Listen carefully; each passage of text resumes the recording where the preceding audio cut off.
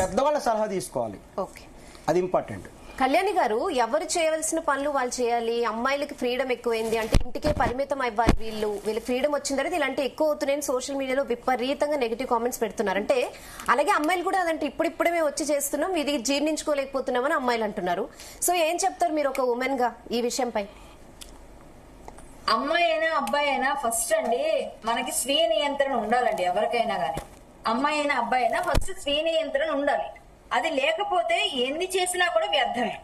ఎందుకంటే ఇప్పుడు mobile phones వల్ల చెడిపోతున్నారు. కన్ఫర్మ్ అది. మొబైల్ ఫోన్ పిల్లలకి అలవాటు చేసేది తల్లిదండ్రులు చిన్నప్పుడు భోజనం పెట్టేటప్పుడు చెప్పాను కదా నేను, అలాగా అన్నం ఉగ్గు పాలతో నేర్పించినట్టుగా అయిపోతుంది. తర్వాత పెరిగి ఇప్పుడు ఏంటంటే ఏదో ఒకటి చేయాలి. మొన్న ఒక అమ్మాయి ఎవరో ట్రైల్ పట్టాల మీదకి వెళ్ళిపోయి ఒక రీల్ చేసి నేను ఫేమస్ అయిపోవాలని చెప్పి రీల్ తీయడం కోసం ట్రైల్ పట్టాల మీద డ్రైవ్ చేసుకుని వెళ్ళిపోయి ఆపితే నాన్ షాక్ తిప్పుతుంది, కార్లో వచ్చి కొడతా మిమ్మల్ని అని. అంటే తప్పు చేసింది కాక దాన్ని సమర్థించుకోవడం, ఈవిడ ఫేమస్ అవ్వడం కోసం సమాజానికి ఒక చెడు చేస్తూ, అలాగే ప్రపంచానికి అంటే ఏ సమాజానికి ఏమిస్తుంది మెసేజ్ ఆమె? ఇంకా చెప్పాలంటే మీరు నా దగ్గరకు వచ్చారంటే ఆమెను ఆపుతుంటే ఇవి తిరిగి కొడతానని కరాటే నేర్చుకున్నట్టు నాన్ షాక్ తిప్పుతుంది. అంటే నాకు అర్థం కాలేదు అసలు. ఆ అమ్మాయి ఫేమస్ అవ్వాలంటే చాలా దారులు ఉంటాయి. పిచ్చి పిచ్చి వెరైటీ ఆలోచనలు, నేర ప్రవృత్తి, బుర్ర అంతా ఏం పని చేస్తుంది. ఆవిడ మేడం చెప్పినట్టుగా సైకాలజీ చిన్నప్పటి నుంచే వాళ్ళని అబ్జర్వ్ చేయాలి. అబ్జర్వ్ చేసి వీళ్ళకి చిన్నప్పుడు వాళ్ళని చూడగానే ముఖ కవళికలు చూడగానే వీళ్ళకి డాన్స్ వస్తుంది, సంగీతం వస్తుంది, వీళ్ళకి మంచి ప్రవచనం చెప్పగలుగుతారు, ఇలాంటివన్నీ చిన్నప్పుడే గుర్తించి వాళ్ళకి నేర్పించేవారు. అవన్నీ నేర్పించేప్పుడు ఇవాళ వ్యాస పౌర్ణమి, గురు పౌర్ణమి, గురు పూజోత్సవం చేసేవారు, గురువుల దగ్గర నేర్చుకునేవారు, గురువుల దగ్గర భక్తితో ఉండేవారు. ఇప్పుడు అవన్నీ ఎక్కడున్నాయండి? టిక్ టాక్లే గురువులు. ఎంతసేపు టిక్ టాక్ల్లోని ఇన్స్టాగ్రాముల్లోని పిచ్చి పిచ్చిగా డ్రెస్సులు. అసలు వాళ్ళ డ్రెస్సులు చూస్తేనే త్రోత పడుతుంది. పిచ్చి పిచ్చి డ్రెస్సులు, ఏదో విచిత్రంగా చేస్తే వీడు ఫేమస్ అయిపోతాడు. ఆ ఫేమస్ అవ్వడం కోసం ఏదో ఒకటి చేయాలి. వాడు ఒకడేమో పావును ముద్దు పెట్టుకుంటాడు. ఎవడైనా పావు దగ్గరికి వెళ్ళి ముద్దు పెట్టించుకుని బతికినోడు ఉన్నాడు చెప్పండి? ఇలాంటివన్నీ చేసి వాడు ఫేమస్ అవ్వాలి. ఇంకొకడేమో ఎలకలు తింటాడు, ఇంకోడేమో పిల్లల్ని చంపుతాడు. ఏమిటి ఇవన్నీ? అసలు ఆ లోపల ఎంత కసి ఉంది, ఎంత క్రూరత్వం ఉందో, ఇవన్నీ కూడా సోషల్ మీడియా వల్లే. ఒకటండి, అవన్నీ కూడా టెక్నాలజీ మంచిగా ఉపయోగించి మంచిగా దానివల్ల చూడండి పెట్రోల్ లేకుండా వాటర్ తో నడిచే కార్లు తయారు చేసిన పిల్లవాళ్ళు ఉన్నారు. అలాంటి వాటికి ఉపయోగించుకోవచ్చు కదా. మంచి వాటికి మంచి పనులు చేయొచ్చు కదా. మంచి పనులు చేయరు, చెడు పనులు చేస్తారు. దానికి తల్లిదండ్రులు మా పిల్లవాడు ఎంత మంచివాడో, మా పిల్ల ఎంత మంచిదో, ఎంత అందంగా డాన్స్ చేస్తుందో, పొట్టి బట్టలు ఎంత బాగా వేసుకుంటుందో, ఇది వీళ్ళ ఎంకరేజ్మెంట్. అది వాస్తవం. Parents are encouraging that children. ఇంకా రెచ్చిపోతారు. ఇప్పుడండి ఇవన్నిటికీ ప్రక్షాళన ఇంట్లో మొదలైతేనండి, ప్రతి ఇంట్లో స్వీయ నియంత్రణ చేసి రేపొద్దున నా కొడుకే నన్ను చంపేస్తాడని ప్రతి తల్లిదండ్రులు భయంతో బతకాల్సిన పరిస్థితి అండి ఈ రోజు. ఖచ్చితంగా తల్లి తండ్రే భయంతో బ్రతుకుతున్నారు. తల్లి తండ్రి కూతురు కొడుకు కూడా మనల్ని బతకనిస్తారా అని భయంతో బతకాల్సిన సమాజంలో మనం బ్రతుకుతున్నప్పుడు. కలియుగంలో కలవు స్మరణాన్ని ముక్తి అన్నారు. నామస్మరణ ఎవరూ చేయడం లేదు. కనీసం దేవుడిని నమస్కారం పెట్టుకోవడం కూడా వాళ్ళకి ఇంట్రెస్ట్ లేదు. ఎంతసేపు బొట్టు తీసేస్తారు. క్రిస్టియనో లేకపోతే హిందువో కూడా తెలియదు. ఏమంటే పొట్టి మోడర్న్ డ్రెస్ వేసుకున్నాడు, బొట్టు పెట్టుకుంటే నామూషి వాళ్ళకి. అది తల్లిదండ్రులు ఎంకరేజ్ చేస్తారు. వీళ్ళ ఇంటి దగ్గర బొట్టు పెట్టుకుని వెళ్తారు. అదేదో సినిమాలో అత్తారింటి దారి ఏదో సినిమాలో కారులో వెళ్ళగానే డ్రెస్ మార్చేసినట్టు వెళ్ళి కాలేజ్ దగ్గరికి వెళ్ళి బొట్టు ఉండదు, పోషణ ఉండదు. వాళ్ళ మొహం వాళ్ళు అసలు ఇలాంటివన్నీ ఎంకరేజ్ చేసే తల్లిదండ్రుల్ని ఈ వ్యవస్థను పాడు చేస్తుంది. అయితే మాత్రం తల్లి ముఖ్య బాధ్యత అన్ని విషయాలు అంటారు. నేను కూడా తల్లిలా అంటారు. తల్లులు తండ్రులేనండి. వాళ్ళు ఖచ్చితంగా గట్టిగా ఉంటే, పేరెంటింగ్ గట్టిగా ఉంటేనంటే మళ్ళీ మొదలవుతుంది మంచిగా ఉండడం. కానీ ఇప్పుడు ఇంతకు ముందు సమాజంలో లేం మనం. వీళ్ళకి ఫ్రీడమ్ ఇచ్చేసి లేదండి ఆడవాళ్ళకి ఫ్రీడమ్ ఇవ్వాలి. ఫ్రీడమ్ ఎంత ఇవ్వాలి అంత ఇవ్వాలి. అంతేగాని విచ్చలవిడి శృంగారం చేసేటట్టుగా విచ్చలవిడిగా ఏది పడితే చేసేటట్టుగా ఉండేటట్టు ఫ్రీడమ్ ఎవరికి ఇవ్వకూడదండి. ఏ పిల్లలు కూడా నాలుగు తన్ని ఇంట్లో కూర్చోబెట్టాలి. ఇలాంటివి చేయడం తప్పులు. ఇప్పుడు నిజంగా గట్టిగా మాట్లాడే టీచర్ ఎవరైనా చెప్తే మా పిల్లవాళ్ళని కొడతారని వాళ్ళ మీదకి వెళ్ళిపోయి ఆ విద్యా సంస్థను ముగించేసేదాకా పెద్ద ధర్నాలు మనమే చేస్తాం. ధర్నాలు పిల్లవాళ్ళని కొట్టేస్తారని. ఇప్పుడు ఒక గురువు కొట్టడం దండించడం చూసారా? ఒకప్పుడు మాకు తోళ్ళు వచ్చేసి మండల వాచిపెట్టి కొట్టేవారు. ఇవన్నీ శిక్షణ అండి, క్రమశిక్షణ. పూర్వకాలం పద్ధతిలో మళ్ళీ ఓల్డ్ ఈజ్ గోల్డ్ అని అన్ని చేస్తే ఇవన్నీ మారుతాయి. ఇలాగే ఉంటే ఇక ముందు పెళ్లిళ్ళు ఉండవు, ఏముండవు. ఇప్పటికే సహజీవనాలు మొదలైపోయి చండాలంగా ఎవరికి నచ్చినంత కాలం. ఆల్రెడీ ఇప్పుడు ఎవరు పెళ్లి చేసుకోవడానికి భయపడుతున్నారు. మగవాళ్ళు పెళ్లి చేసుకోవట్లేదు, భయపడుతున్నారు. ఈ సంవత్సరం చేసుకోం బాబు, హనీమూన్కి వెళ్ళాలంటే భయపడుతున్నారు. హనీమూన్ అనగానే పెళ్లి చేసుకున్నాం, అమ్మో హనీమూన్ వద్దు, ఎందుకు వచ్చింది కూడా ఆ అమ్మాయికి ఎవరు ఉన్నాడో ఏమో, ఎక్కడ చంపుద్దో ఏమో అని భయపడుతున్నారు మగవాళ్ళు. ఒక మాట చెప్తానండి, ఈ రోజుల్లో అనకూడదు ఆడపిల్లనైనా అని కాదని ఆడపిల్ల మగపిల్లడని పక్కన పెడితే మగపిల్ల వాళ్ళు మా ఇంట్లో 3-4 తమ్ముళ్ళు ఉన్నారు నాకు. పెళ్లి అంటే భయపడుతున్నారు. ఎందుకు అంటే ఏ పిల్ల కూడా కరెక్ట్ గా అసలు తండ్రి అనకూడని మాట అంటున్నాను అనుకోకండి. తండ్రి కన్యాదానం చేసేటప్పుడు కన్యనే దానం చేస్తున్నానా అనేలా ఆలోచించేటట్టున్నారు ప్రజెంట్ పిల్లలు. నేను ఓపెన్ గా మాట్లాడుతాను, నాకేం భయం. రీసెంట్ గా ఒక రీల్స్ వేసిందండి, శోభనం అనే పదం వాడకూడదు, సారీ ఫస్ట్ నైట్ అనే పదం వాడద్దండి, ఫస్ట్ నైట్ అనే పదం మర్చిపోండి, ఓన్లీ శోభనం అనే పదం వాడండి అంటున్నాను. దాని అర్థం ఏంటి? ఆడపిల్లలకే కాదు ఆడవాళ్ళకి మగవాళ్ళకి అనేది ఫస్ట్ నైట్ అనే పదం వదిలేసేయండి, మర్చిపోండి. ఫస్ట్ నైట్ అనే పదం వాడద్దు, ఓన్లీ శోభనం అనే పదం వాడండి. అంటే దాని అర్థమైంది. వాళ్ళని ఎంత బాగా చేసిన ఆడపిల్లలు అయితే ఇంకా బరితెగిస్తున్నారు. అబ్బాయిల కన్నా ఎక్కువగా అమ్మాయిలు తాగుతున్నారు, అబ్బాయిల కన్నా అమ్మాయిలు ఎక్కువగా డ్రగ్స్ తీసుకుంటున్నారు. ఇవన్నీ వింటుంటే అసలు మేము నిజంగా చెప్తున్నాండి, ఎందుకు ఆడదానికి పుట్టాను అనిపించింది చాలాసార్లు విన్నాక. చాలా కేసెస్ చేస్తుంటాం మేము, లవ్ జిహాద్ కేసులకి వెళ్తాం, వాటికి వీటికి ఇవన్నీ చూస్తుంటే బుర్ర పని చేయట్లేదు. ఇప్పుడు రీసెంట్ గా జరిగింది లవ్ జిహాద్ కేసే. ఆమె ముస్లిం మతంతో ఉంది. అతను ఇప్పుడు ఫోటో చూపించారు చూడండి, అతని యొక్క కూతురు చక్కగా పెళ్లి చేసి మంచిగా ఉండమని తండ్రి చెప్తే ముస్లిం అతను పట్టుకుంది, ముస్లిం అతను పట్టుకొని అతనితో తిరుగుడు. తండ్రి ఏం చేశాడు, మంచిగా ఉండమే అని చెప్పాడు. చెప్పినందుకు ఆమె తన తల్లి కలిసి ఈ ముస్లిం లవర్ ని పట్టుకొని తల్లి సహకారం తీసుకొని అతను తండ్రిని చంపేశారు. ఇది ఎంత భయంకరమైనటువంటి విషయం ఇది. తల్లి ఎందుకంటే అంటే ఎక్కడో ఏదో ప్రాబ్లం ఉంది ఫ్యామిలీలోనే. తల్లి డబ్బు డబ్బు లవ్ జిహాద్ అవ్వదు, అది డబ్బు. ఇక్కడ కూడా ప్రత్యేకించి కూడా ఈ యొక్క ముస్లిమ్స్ కూడా కొంతమందిని కూడా లవ్ జిహాద్ చేస్తున్నారు. ఇది వాస్తవం కూడా ఉంది, మీరు అలా తీసేవేకండి, ఉంది అది. ఉండట్లేదు అనట్లేదు, మర్డర్ కరెక్ట్ అనట్లేదు, తల్లి కూడా ఇన్వాల్వ్ అయింది కేసులో.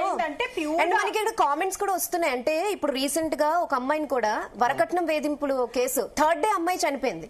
ఓన్లీ అమ్మాయిలే కాదు, ఇక్కడ అమ్మాయిలు కూడా చనిపోతున్నారు కదా. ఇప్పటి వరకు ఎన్ని లక్షల కేసులు లేవు అమ్మాయిలు చంపేసేవి. పిల్లల్ని సో ఇక్కడ అమ్మాయి ఫాల్ట్ ఉంది కానీ ఏమండి, అమ్మాయిలు చంపేసే కేసులు ఉన్నాయి, అమ్మాయిలు చచ్చిపోయిన కేసులు ఉన్నాయి, అమ్మాయిలు లేరు అనకండి. కానీ ఈ మధ్య కాలంలో అబ్బాయిల కన్నా అమ్మాయిలు ఎక్కువ బరితెగించి తల్లిదండ్రుల సహకారాలు వాళ్ళకి చేయకుండా, వాళ్ళు వీళ్ళకి చేయకుండా. ఇక్కడ అంటే అదే పేరెంటింగ్ సిస్టమ్ లో ఏమైనా లోపం ఉందంటారా కళ్యాణి గారు?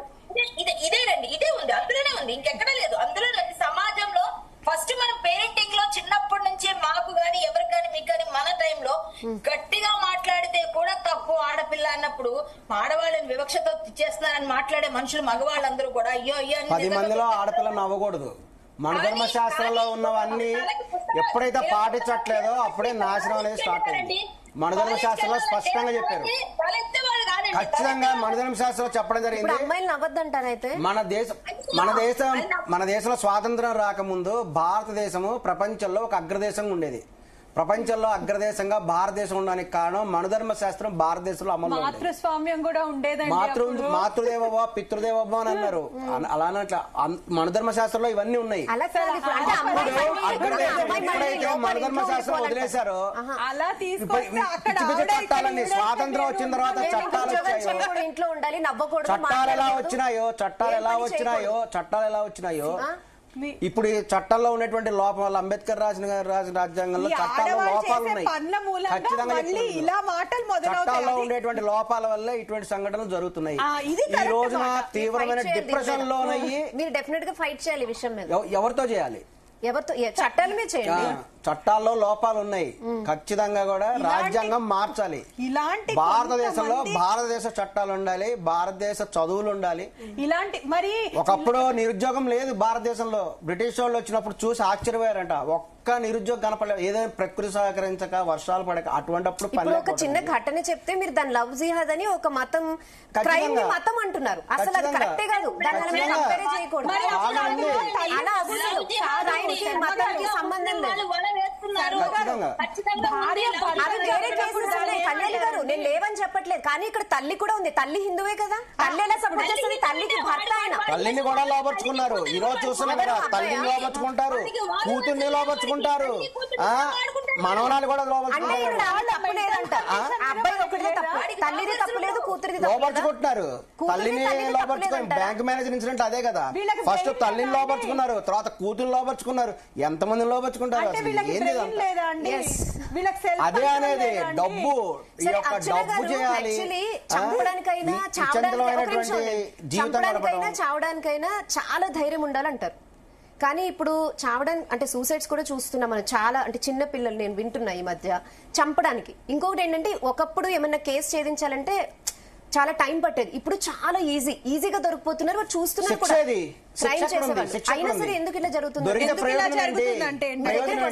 అరెస్ట్ చేస్తారు, లోపల పెడతారు, ఓ 15 రోజులు రిమాండ్ ఉంటుంది. ఇదంతా ఈ మధ్య అందరికి వరుసగా అరెస్ట్ చేస్తున్నారు కదా, అందరికి నోట్ అయిపోయింది. 14 రోజులు రిమాండ్ వేస్తారు, 14 రోజులు రిమాండ్ అయిపోతాయి, బెయిల్ వేస్తారు, బెయిల్ వస్తుంది, బయట తిరుగుతూ ఉంటారు, శిక్షలు పడవు, శిక్ష పడదు. ఇంకేంటి ఇప్పుడు ఆయన బాగా ఎమోషనల్ అయిపోయారు, రిలాక్స్ అవ్వలేదు, పడదు కాబట్టి హత్యలు చేస్తున్నారు. ఎవిడెన్స్ లేదు, శిక్ష పడిన అందరూ జైల్లో ఎక్కడ పడుతుంది? జైల్లో ఉంటే బెయిల్ తీసుకుంటే బయటకు వస్తారు, నిరూపితం అవ్వాలి కదా. ఒక్క రోజు జైలుకి వెళ్ళినా అది శిక్షే కదా. ఇది శిక్ష కింద రాదు, అది సరిపోకలే, వాళ్ళు మళ్ళీ వచ్చేస్తారు కదా. వాళ్ళు జైలు శిక్ష కాదు అది, దాని రిమాండ్ అంటారు, దాని రిమాండ్ అంటారు. రిమాండ్ అంటే టెంపరీగా ఉంటారు, బెయిల్ తీసుకుంటే బయటకు వచ్చేస్తారు. ఎలాంటి శిక్షలు ఉండాలని చెప్తారు మీరు ఇప్పుడు? అంటే సౌదీ కంట్రీస్ లో ఉండేలాంటి శిక్షలు వేస్తే మన వాళ్ళకి బాగా బుద్ధి వస్తుంది. ముస్లింలకు తప్పు చేస్తే ముస్లిం యొక్క వాళ్ళ చట్టాన్ని అమలు చేసి తీరాల, చేతులు నరికేస్తారు ముస్లింస్ లో. ఇది సౌదీ అరేబియాలో కనుక ఎట్లా ఎవరైనా మర్డర్ చేస్తే వెంటనే బహిరంగంగా ఉరిదీస్తారు, వ్యభిచారం చేస్తే రాళ్లతో కొడతారు అక్కడ. సో మన చట్టాలు అలా లేవు. మన దేశంలో చట్టాలు ఎక్కడ ఉన్నాయి? మన దేశంలో అందరూ ఎన్కౌంటర్ చేయండి, అలా చేయండి అంటారు. వాళ్ళదేం పోయి నోటు కొద్ది కట్టి ఎవరిని నడి రోడ్లో ఉరిదీయటం సాధ్యపడదు ఇప్పుడున్న చట్టాల ప్రకారం. అది ఒత్తితే మాటలు అనాల్సిందే నోటికి ఆగ్రహంతో, అది ప్రాక్టికల్ గా పాజిబుల్ కాదు ఈ రోజున ఉన్న చట్టాలు. అలాంటి మార్పులు ఎలా జరుగుతాయి?